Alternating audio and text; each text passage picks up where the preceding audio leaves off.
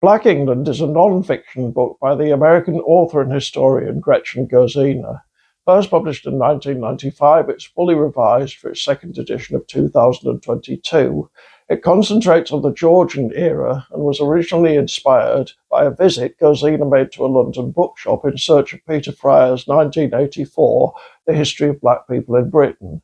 A saleswoman told her, "Madam, there were no black people in Britain before 1945. On the contrary, as Gerzina points out, the history of black people in Britain goes back at least 2,000 years, and nearly all historians accept that it's been continuous since the 16th century. By 1596, she tells us, there were so many black people here that Queen Elizabeth I issued an edict demanding that they leave. Of course, it failed.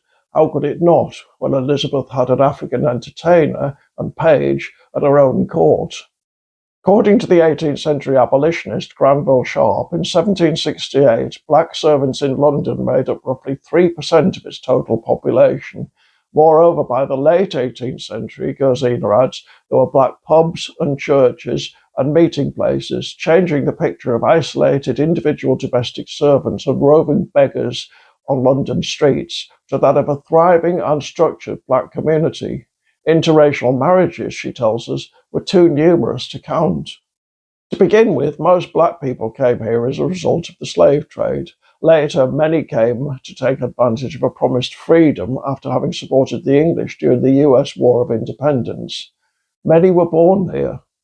Once in England, they mostly remained slaves or became beggars, although one or two, like Jack Beef, the servant of the magistrate John Baker, achieved positions of relative prestige.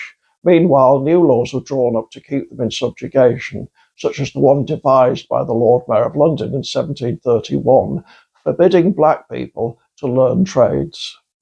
Along the way, the English gradually learned to think about themselves in a new way.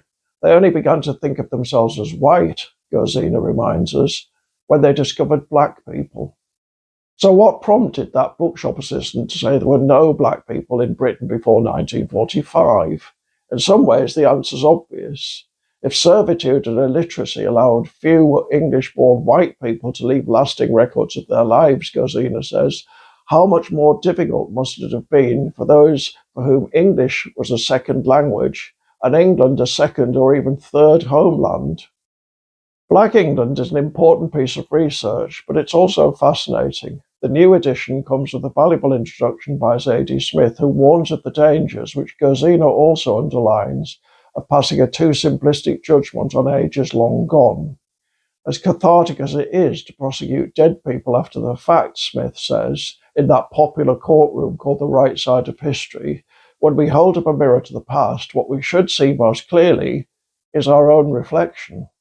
It's a point worth making, but of course it's not uncontroversial. Over to you.